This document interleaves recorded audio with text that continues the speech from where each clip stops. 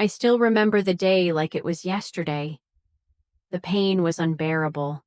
But what hurt more than anything was the realization that I was completely alone in that moment. The contractions came fast and hard, one after another, and I couldn't breathe through them. I needed him. I needed my husband, the person who was supposed to be there for me, to support me when I needed him the most. But he wasn't there. It started with a small argument earlier that day. I'd been feeling off, just a little exhausted, but nothing major. When I told him I was feeling uncomfortable, he brushed it off. "It's just your hormones, Scarlett. You're fine. Let's not make a big deal out of it." At that moment, I felt the first sharp pang of pain, but I pushed it aside, thinking it was just a minor issue. As the day wore on, the pain intensified, and I told him it was getting worse. Instead of being concerned, he was distracted. On his phone, scrolling through something, talking about work. I couldn't believe it. "Scarlett, you're fine. Stop worrying. It's not that bad," he said, barely looking up. By the time the pain became unbearable, I knew something was wrong. I was terrified. This wasn't what I expected. This wasn't how it was supposed to be. "Please," I begged him, trying to hold back tears. "Can we go to the hospital? I can't take this anymore." But he was still too busy, too focused on everything else but me. "I'm in the middle of something," he said, his voice almost irritated. "You'll be fine, Scarlett. Just take a deep breath and calm down." I felt a rage building inside me. How could he be so cold? How could he not see the pain I was in, the fear that was taking over? Finally, after what felt like an eternity, I managed to make my way to the car, barely able to stand on my own. He didn't offer to help me or comfort me. He just drove, distracted, his eyes on the road, while I clutched my stomach in agony.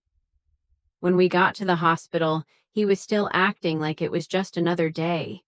He was more concerned with texting his friends than being there for me. I couldn't understand it. My world was collapsing around me, and there he was, acting like nothing mattered more than whatever was on his phone. I was taken to the delivery room, and the nurses tried to comfort me as best they could. But I kept looking at the door, waiting for him to walk in, to hold my hand, to tell me everything was going to be okay. But he didn't show. Hours passed, and still no sign of him. And then it hit me. I was alone. I had always been alone, even in the most important moments of my life. And now, in the moment that mattered the most, he had left me to face it on my own. The anger, the hurt, everything hit me all at once. I had spent years building my life around him, around us, and he couldn't even be there when I needed him most. I made a decision right then and there. If he wasn't going to be there for me, I would make sure he would never forget how much this moment had broken me. I would make sure he regretted leaving me alone during the most important time of my life. And I would show him that I was stronger than he ever thought I could be. The pain of labor intensified, and I could feel the sweat on my brow as each contraction hit. The nurses were great, but I couldn't focus on them. My mind kept drifting back to him, to the man who was supposed to be my partner, the person I trusted above all else, the person who had promised to be there for me through everything. He wasn't there. It felt like a betrayal on the deepest level, deeper than anything I'd ever experienced. The anger was a constant ache in my chest, rising up with each wave of pain that crashed over me. I kept wondering how long I would have to wait before he finally showed up. Would he even come? Was this really happening? Had I been so blind to the kind of person he really was? Hours passed, and as the pain began to peak, the idea of him not being there stopped being just an inconvenience. It wasn't just the emotional hurt, it was the sheer lack of respect he had for me, for the moment. I was bringing his child into the world, and he was more concerned about whatever nonsense he was texting. By now, my contractions were so close together that I was struggling to keep my focus.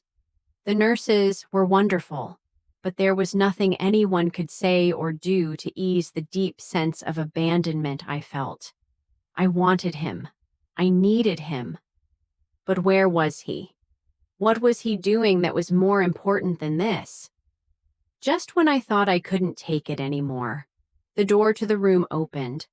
I half expected to see him standing there, looking all flustered, apologizing, rushing to my side. But when I looked up, it wasn't him. It was a nurse, one who had clearly been trying to keep me calm through everything, with a sympathetic look on her face. "Scarlett, it's time. You're fully dilated, and it's time to start pushing," she said gently, her voice calm and soothing. I nodded, trying to push my anger aside as I focused on the task ahead. My baby was coming, and nothing else mattered right now. But even then, I couldn't stop the flood of emotions. I was doing this alone, with no one by my side. The man who was supposed to be my partner, my rock, had left me to handle this by myself.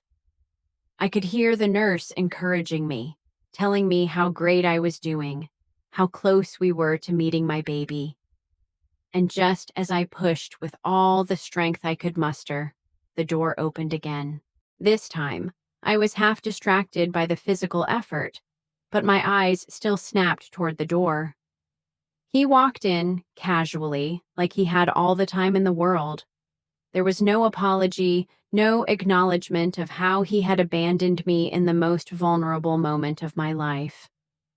He just walked in, a slight frown on his face, looking around as if he hadn't been texting or absent for hours. "Hey, everything okay?" he asked, almost nonchalantly. I was dumbfounded. The words were right there on the tip of my tongue, words that I wanted to scream at him, words that would burn with the anger I was holding back, but instead I clenched my fists, feeling my body fight with every contraction. I wasn't going to let him see how much his betrayal had hurt me. Not yet. The nurse noticed the tension in the room and spoke up. "It's time for the final push, Scarlett. You're doing amazing." I nodded, fighting through the pain, trying to push out the frustration I felt toward the man standing there. I did this alone. I didn't need him to be a hero now. I had already proved to myself that I was capable of handling this even without him. I pushed harder, focusing on my baby, the new life I was about to bring into this world, not him. And then, after what felt like an eternity of pain and effort, I heard the most beautiful sound in the world, the cry of my baby. The nurse placed my little one on my chest, and all the pain, all the anger, all the confusion melted away in that moment. I had brought a life into this world, and I did it alone. But even though I was holding my baby, even though I felt a sense of peace in that small, fragile body in my arms, the anger didn't completely fade. I still felt the sting of his absence. It was clear to me now that this wasn't just about him not being there during labor. This was about everything. Every time I had needed him, every time he had chosen something else over me, over us, was a betrayal, and it would not go unnoticed. As I held my baby, I knew I had to make him regret it. He would not get away with this. Not now, not ever. "Scarlett," he said, his voice a little softer now, but still distant. "She's beautiful. Our daughter." I looked at him, my heart racing with emotions I couldn't even begin to untangle. Yes, she is. And I did this all without you. He paused, clearly taken aback. But I wasn't done yet. You'll regret not being here for me. I'm stronger than you think, I said, my voice steady, even though my hands shook with emotion. I wasn't going to let him make this moment about him. This was about me, about the strength I had found in myself, and the love I had for the daughter I would protect at all costs. He stood there, speechless, as the realization of what he had done hit him. But I didn't care anymore. His regret wouldn't change anything. I had made it through without him, and that was something I would never forget. The days after the birth were a blur of exhaustion, sleepless nights, and endless feedings. But in the midst of all the chaos, I found a sense of peace. My daughter, my beautiful little girl, was everything I had ever wanted, and I was determined to give her the life she deserved. The world had just been made a little brighter by her presence, and for the first time in a long while, I felt like I could handle anything. But him, my husband, he didn't understand. He tried to act like everything was fine, like the cold distance between us was just a phase. He'd apologized, of course, but it wasn't the kind of apology I needed. He wasn't sorry for what he had done. He was sorry he'd been caught. He apologized because it was easier than facing the consequences of his actions. It was almost laughable how much he didn't get it. He didn't realize that by not being there for me during labor, he had shown me who he truly was. And that was something I couldn't ignore. That was something I couldn't forget. Every moment I spent with our daughter, every time I saw her little face light up, I remembered how alone I felt when I was in the hospital. How alone I had always been. He tried to make up for it in the days that followed, buying me flowers, offering to help with the baby. But it felt empty. He was doing it because he thought that was what I needed. He didn't understand that I needed him to be there for me when it mattered most, not when it was convenient for him. I wasn't interested in his attempts to fix things with temporary gestures. I needed real change, and I needed him to show me he could be the partner I had always believed he would be. One evening, he came home from work, carrying a small bag. His eyes lit up when he saw me, and he set the bag down on the table. "I got something for you," he said, his voice tentative. I raised an eyebrow, feeling the familiar irritation rise in me. I had to hold back the words I wanted to say. He was trying again, but I wasn't sure it was enough anymore. "What is it?" I asked, trying to keep my tone neutral. I didn't want to play his games. Not anymore. He grinned, reaching into the bag and pulling out a necklace. A beautiful one, with a delicate silver chain and a charm that I'd always liked. It was a thoughtful gift, something he knew I would appreciate. But in that moment, it didn't feel like enough. It felt like he was trying to buy back my trust with material things, without understanding the deeper hurt he had caused. "Scarlett, I'm sorry," he said, his voice soft, almost pleading. "I know I messed up. I wasn't there when you needed me, and I can't undo that. But I want to make it right. I want to be the man you thought I was." I looked at him for a long time, the anger still simmering beneath the surface. I could feel the tears threatening to come. Not because I felt sorry for him, but because I felt sorry for me, for the woman who had been so blind to his faults for so long. I was angry at myself for letting him off the hook. Angry at myself for thinking this would all just magically fix itself. I didn't need gifts. I didn't need him to say he was sorry. I needed him to show me he could be the man I needed. The man who would have stood by me in that delivery room, who would have put aside everything else to be there when his wife was in pain. But as I looked at him, I realized I had made a choice. I wasn't going to let him off that easy. He had taken me for granted for too long. He had betrayed my trust in the worst possible way, and no amount of apologies or gifts would make that go away. If he wanted to be a part of my life, if he wanted to be a part of our daughter's life, he needed to earn it. I stood up, the weight of my decision settling in my chest. I looked him in the eyes, my voice steady but firm.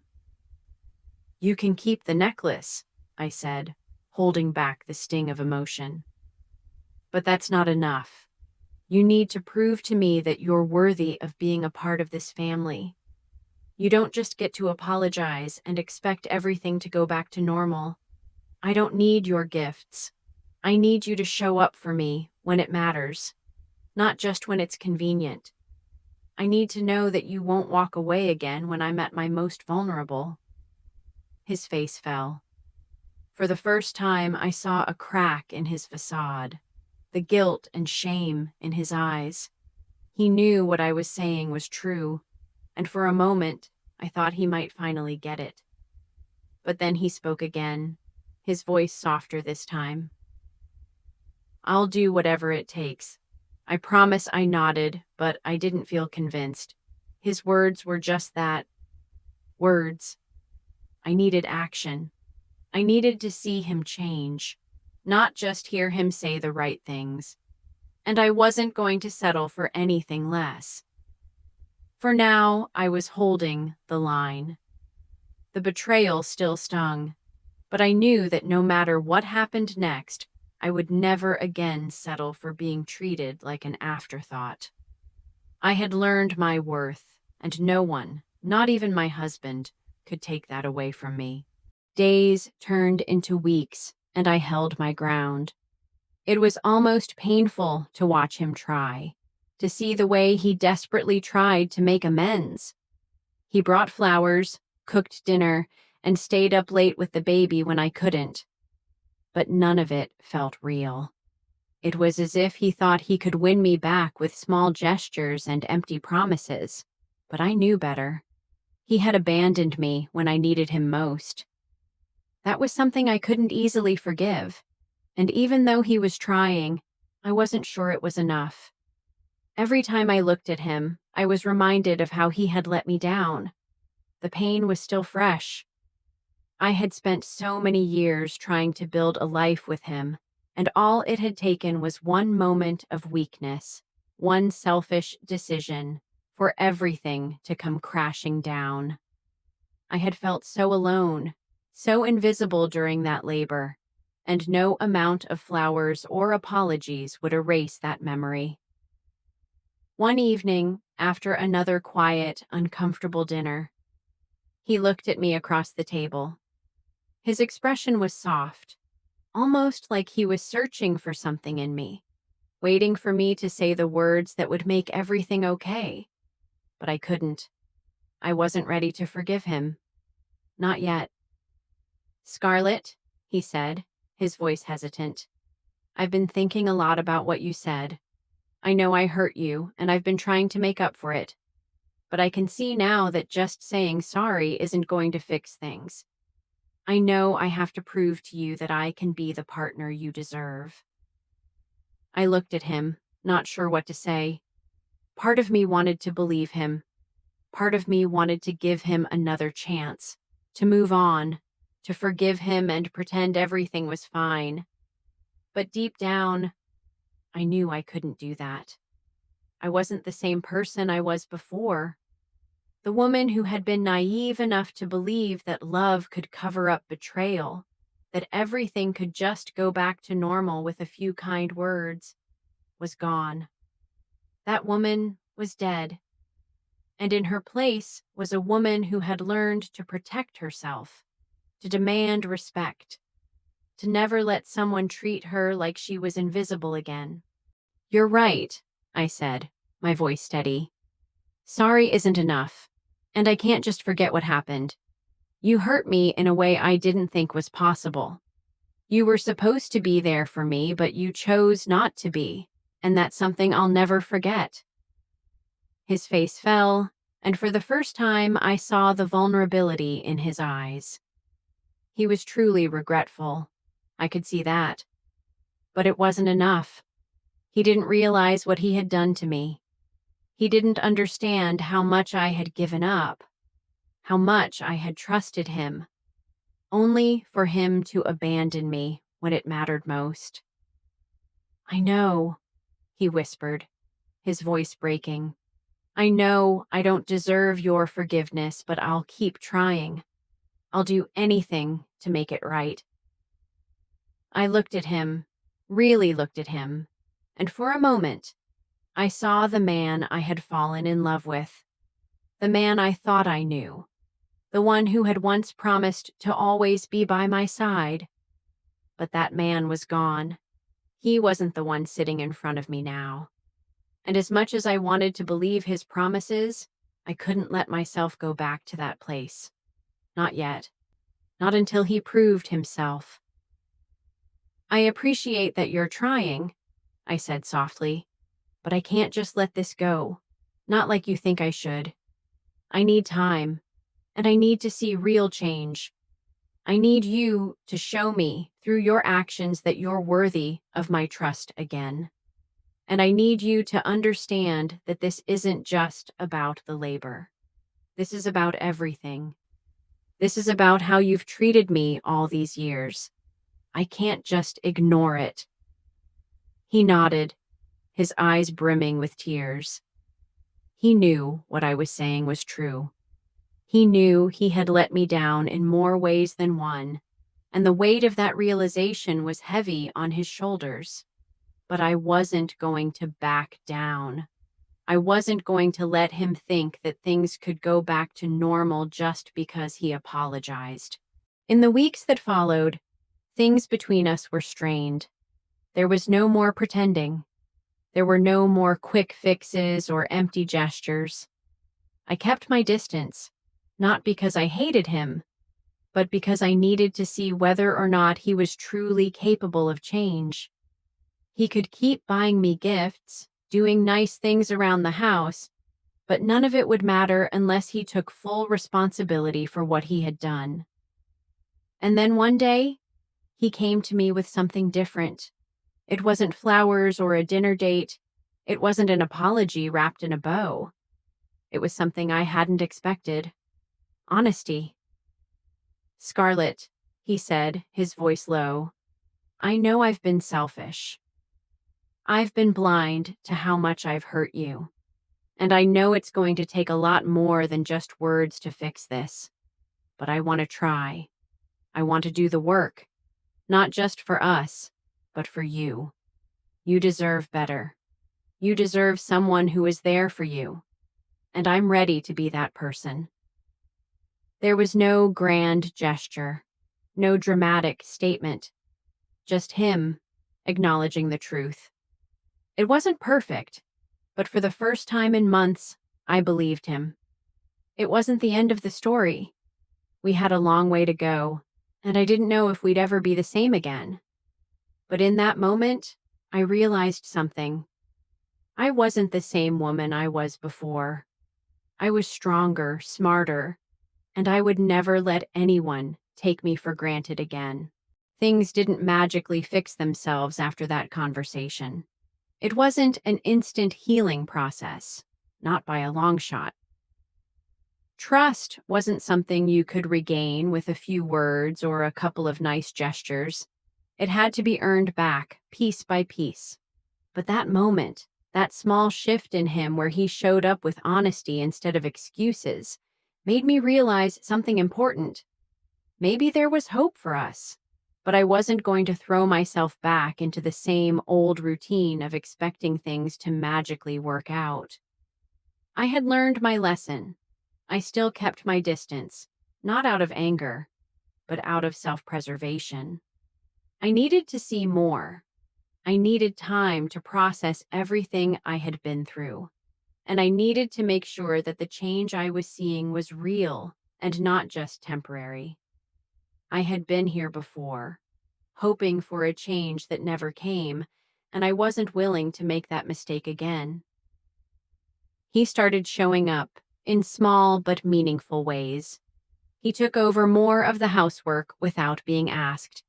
He played with our daughter, spending time with her in ways he hadn't done before. For the first time in a long time, he was trying to be the man I had hoped he would be, the man I had married. But even though it was a positive step forward, there were still moments when I couldn't shake the feeling that I was waiting for something to happen. That feeling of unease, the one that had taken root deep inside me during the months leading up to my labor, was still there. I didn't know how to get rid of it. I spent a lot of time reflecting, not just on my marriage, but on myself. I realized that I had been so focused on making things work with him, on fixing our relationship, that I had lost sight of something crucial: my own needs. What did I need? What did I deserve? For the first time in a long time, I took a step back and asked myself those questions. I had been so focused on him, on our life together, that I had ignored my own well-being. But I had to change that. I had to put myself first, to remind myself of the woman I was before I became so wrapped up in his mistakes, his neglect, his abandonment. I wasn't just his wife. I was Scarlett, an individual who deserved respect, love, and care just like anyone else. And so I began to carve out time for myself. I started doing things that brought me joy, things that I had put aside for so long. I picked up an old hobby, painting, and found peace in the quiet moments of creating something beautiful with my hands. I went out with friends, reconnected with old passions, and gave myself permission to enjoy life without the weight of his mistakes constantly hanging over me. The more I did this, the more I realized something. I was happy on my own. It was empowering. It wasn't that I didn't want a future with him, but I realized that I was no longer willing to sacrifice my happiness for a relationship that had caused me so much pain. I wasn't waiting for him to make everything right anymore.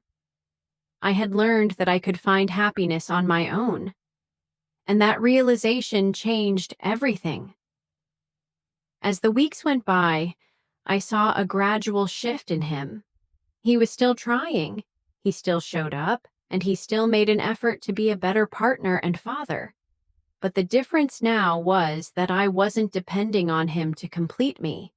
I had found my strength. I had found my own happiness, and that made me a stronger person, both as his wife and as the mother of our child.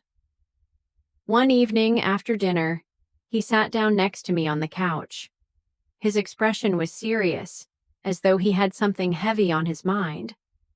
I looked up at him, trying to read his face. He took a deep breath before speaking.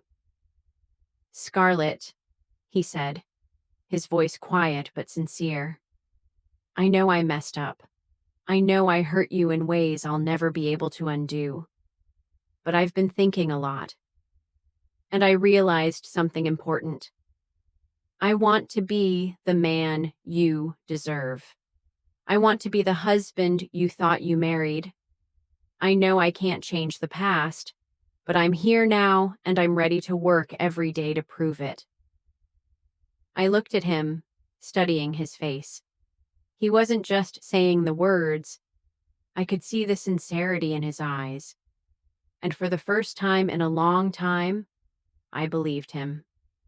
But I also knew that I wasn't going to let him off the hook that easily. Actions, not words, would prove if he was truly committed to changing. And I wasn't going to allow myself to be swept back into a cycle of disappointment and unfulfilled promises. "I believe you," I said softly, "but this is about more than just saying the right things. You have to show me. Every day. I need to know that this isn't just a temporary fix. You need to prove to me, not just with your words, but with your actions, that you can be the man I need." He nodded, his face serious. "I understand. And I'll do whatever it takes, Scarlett. I'm not going anywhere." It wasn't a happy ending yet, but it was progress. We weren't done healing, and we still had a long way to go. But for the first time in a while, I felt like we had a chance. It wasn't just about his redemption anymore. It was about me finding my own path. It was about both of us becoming better versions of ourselves, for ourselves, and for our daughter. The road ahead would be challenging, but I wasn't afraid anymore. I had learned my worth, and I would never allow anyone, not even him, to make me feel small again. The journey was far from over, but it had started with one powerful realization: that I was enough, no matter what. As the months went on, the tension in our home gradually began to lift. It wasn't easy, and it wasn't quick, but things were slowly getting better. He was trying, in his own way, to prove that he had learned from his mistakes.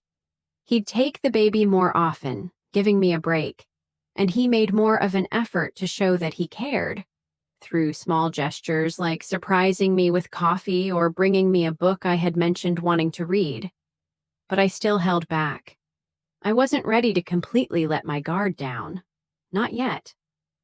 I needed to be sure that this wasn't just a temporary phase, that he wasn't just doing this to make me feel like everything could go back to the way it was. I couldn't forget what had happened. Not completely. The real test came one evening when I had to leave town for a couple of days to visit my parents. It was just a short trip, but the thought of being away from him for even that small amount of time made me uneasy. I had never been away from my daughter for more than a few hours, but I knew it would be good for me. I needed to reconnect with my family, and I needed some time away to think. The time away would also give me the space to think about everything. As I packed my things, I noticed him watching me. His expression was serious, as if he had something on his mind, but he didn't say anything. I continued folding clothes, unsure of how to approach the conversation. I knew it wasn't going to be easy. Finally, he broke the silence. "Scarlett, I know things haven't been perfect, and I know I've hurt you in ways that I can never take back. But I don't want you to think that I'm giving up. I'm not. I'm trying, and I want you to know that. I don't want to lose you." His words hit me harder than I expected. I had been so focused on protecting myself, so focused on making sure I didn't get hurt again, that I had forgotten the most important part of any relationship: vulnerability. "I'm not going anywhere," I said, my voice softer than I intended. "But I need to see more. I need to know that you're not just doing this because you think it's what I want to hear. I need to see you make real changes, not just because it's convenient or because you're scared of losing me. You've got to do this for yourself, for us." He nodded, taking a deep breath. There was a long pause before he spoke again. "I understand, and I'll keep doing the work. I'll prove it, Scarlett, every day, because I want to be better. For you. For her." He gestured toward our daughter, who was playing in the other room. "I want to be the man you deserve. I understand. And I'll keep doing the work. I'll prove it, Scarlett, every day, because I want to be better. For you. For her." He gestured toward our daughter, who was playing in the other room. "I want to be the man you deserve." I paused, looking at him. For a moment, I saw the man I married. I saw the man who had made mistakes. Yes, but who was genuinely trying to make up for them. That wasn't something I could ignore. the anger that had consumed me when he left me alone during labor. The betrayal I had felt was still there, but it was starting to fade. I was learning to forgive, but I was also learning to protect myself. I wasn't going to rush back into something that might break me again. "I'm going to take the time I need," I said, my voice firm. "And I'm not asking you to be perfect. I'm asking you to show me that you can be the man you promised to be, the one I thought you were. If you want us to work, you have to be willing to do the hard work, not just when it's easy, but when it's hard. That's the only way this will work." He nodded again, this time with a look of determination in his eyes. "I'll do whatever it takes, Scarlett." It wasn't a perfect moment. It wasn't a magical resolution where everything was suddenly okay. But in that moment, I felt something shift inside me. Maybe we had a chance. Maybe this wasn't the end, but the beginning of something new. A new understanding of what it meant to truly be partners. I left for my parents' house a few hours later, my mind still swirling with the conversation. As I drove, I reflected on everything, on the hurt, on the betrayal, on the ways I had grown, and the ways he had tried to change. I wasn't naive anymore. I knew that relationships weren't perfect, and that forgiveness wasn't always instant. It was a process. And maybe, just maybe, we were starting that process together. The distance gave me time to think. I spent those couple of days with my family, catching up, talking, and just breathing. It felt good to be away for a while. It reminded me of who I was before the whirlwind of marriage and motherhood had consumed me. I was still me, despite everything. When I returned home, things weren't perfect, but they felt different. We were still working through the pieces, still figuring it out. But this time, I wasn't afraid. I had learned my worth. And I knew that no matter what, I wasn't settling for anything less than a partnership based on mutual respect, trust, and love. The weeks that followed felt like a delicate balancing act. I was cautiously watching him, not in an accusatory way, but with the eyes of someone who had been hurt too many times to let her guard down easily. I wasn't going to throw myself back into the relationship as if nothing had happened. I wasn't going to allow myself to be blind to the fact that things had gone terribly wrong. I needed him to prove, day by day, that he could be trusted again, and that wasn't going to be a quick fix. I had learned a lot about myself during those days I spent away.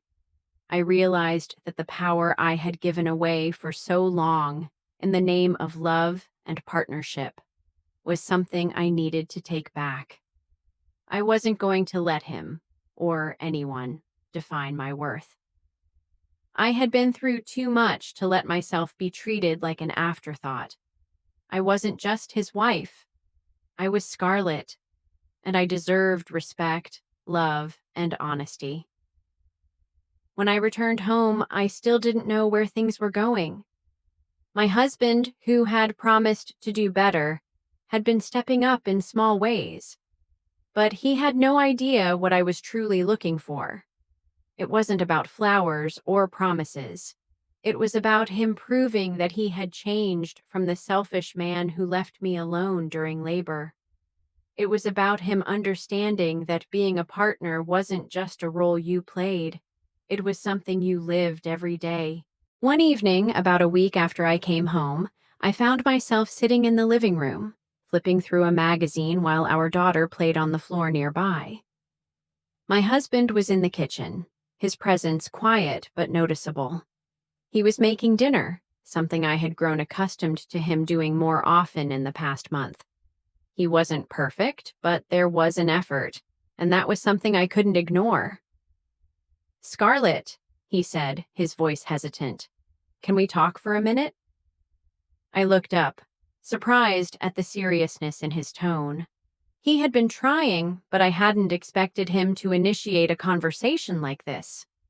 There was a weight in the air, a tension that made my heart skip a beat. "Sure," I said, setting the magazine aside. He walked over and sat down beside me, his face serious. His hands were clenched together in his lap, and I could see the effort it took for him to form the words he was about to say. "I know things haven't been easy," he began, his voice quieter now, more vulnerable than I had heard in a long time. "I know I've hurt you, and I can't take that back. But I need you to know that I've been doing a lot of thinking.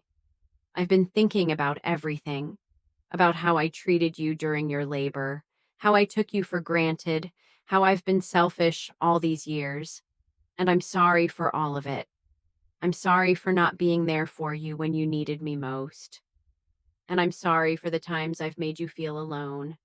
That was never my intention." I listened, carefully weighing his words. This was different. This wasn't just a generic apology. This wasn't him trying to placate me with quick fixes. This was raw. This was real. "I've been trying to show you I'm changing, that I'm committed to being better. But I know that's not enough. I can't just talk about it. I have to show you, day after day, that I'm capable of being the man you deserve. I want to be the husband you thought I was. I want to be a better father for our daughter. And I know it's going to take time, but I'm willing to do the work. I just need you to let me prove it." The words hung in the air, and I couldn't help but feel a flicker of hope. For the first time in a long time, I believed him.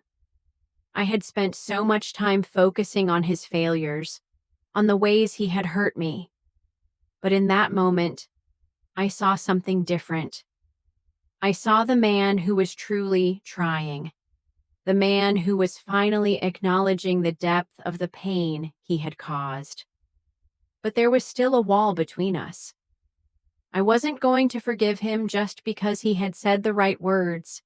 He needed to keep showing me, and more importantly, he needed to show himself that he was truly ready for this change. "I appreciate your honesty," I said after a long pause, "and I believe you. But actions speak louder than words. I can't just pretend everything is fine because you're saying all the right things. You need to show me that you're committed to making real changes. And that's going to take time. I'm not going to rush into anything. I need to see consistency. I need to know that this isn't just another phase, another apology you're offering to make things go back to normal. This is about rebuilding trust, and trust takes time." He nodded, his face softening. "I get it, and I'm ready to take that time. I'm not going anywhere, Scarlett." It wasn't a perfect resolution, but it was a start, and it felt like the beginning of something new. A new kind of understanding, a new kind of partnership. We still had a long way to go. The road to rebuilding our marriage would be full of bumps, twists, and moments of doubt. But as I sat there looking at him, I realized that for the first time in a long time, I wasn't doing this alone. We were both committed to making it work, and that was something I hadn't felt in a long time. In that moment, I understood that healing wasn't a straight path. It was full of setbacks, doubts, and moments of uncertainty.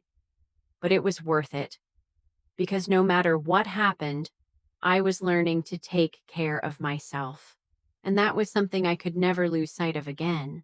The days went by, each one a slow but steady step toward rebuilding what had been broken. It wasn't easy, and there were moments when doubt crept in. There were times when I questioned if this would ever work, if we could really overcome the cracks that had formed in our foundation. But each time, I was reminded of something important, something that had started to shift deep within me. Change wasn't about rushing to the finish line. It was about being willing to put in the work, one small effort at a time. He kept showing up. Every day he tried. And every day I saw small, significant shifts. There were no more empty promises, no more excuses. He wasn't perfect, but he was learning. He was proving that he could be the man I needed, the partner I had always wanted him to be. And I realized that this wasn't just about him redeeming himself. This was about both of us learning and growing, individually and together. It was about recognizing that we weren't just in this for the good times. We were in it for the long haul, no matter how messy or complicated it got. But even with all the progress we had made, I knew one thing. This wasn't the end. Healing isn't a destination. It's a journey. And as much as I had forgiven him, I had also learned to forgive myself. I wasn't perfect. I had allowed myself to get lost in the illusion of needing him to be my everything, to fix the things I couldn't fix on my own. But I had learned that true strength came from within. And while it was important to allow space for the people in your life to grow and change, it was equally important to never lose sight of your own power. One evening, after putting our daughter to bed, he and I sat on the couch together. The room was quiet, and I could feel the weight of the months that had passed between us. The silence wasn't uncomfortable anymore. It was peaceful. We didn't need to say anything to fill the space between us. We were just there, together, each of us having taken our own steps toward healing. He reached over and took my hand, his touch gentle, but there was a strength in it I hadn't felt before. "I'm not perfect, Scarlett," he said, his voice low but steady. "I know I hurt you, and I know I can't undo that. But I want to keep trying. For us. For our daughter. I'll never stop working to be the man you need." I looked at him, and for the first time in a long time, I felt the truth of his words. He wasn't just trying to make up for the past anymore. He was trying to build something new with me, something that was built on honesty, respect, and mutual effort. And in that moment, I knew that we weren't just surviving anymore. We were learning how to thrive together. It was a bittersweet realization, though, that no matter how much we had grown, the past could never be erased. The hurt, the disappointment, the betrayal, it would always be a part of us. But it didn't define us. What defined us now was how we chose to move forward, how we chose to heal. As I sat there, holding his hand, I understood that forgiveness wasn't about forgetting. It was about choosing to move forward despite the hurt, despite the mistakes. It was about making a conscious decision every single day to put in the work, to continue learning and growing together, even when it felt hard. In the end, I realized that strength doesn't come from never being hurt or never making mistakes. Strength comes from how we handle the hard times, how we rise above them, and how we choose to move forward with our eyes wide open. It's about taking responsibility, owning your actions, and giving each other the grace to grow. It's about being willing to do the work, no matter how long it takes. We still have a long road ahead of us. There will be moments of doubt, moments when we'll wonder if we've come far enough or if we'll fall back into old patterns. But the lesson I've learned is this: love isn't just a feeling, it's a choice. It's choosing each other every day, no matter what. If you've connected with this story or found strength in Scarlett's journey, don't forget to subscribe to the channel for more emotional stories, powerful lessons, and real-life struggles. Hit the bell icon to stay updated with our latest videos, and share your thoughts in the comments. We'd love to hear your perspective. What would you have done in Scarlett's situation? How do you handle the challenges in your relationships? Remember, you are never alone in your journey. Stay tuned for more, and thank you for being part of this community. You won't want to miss what happens next.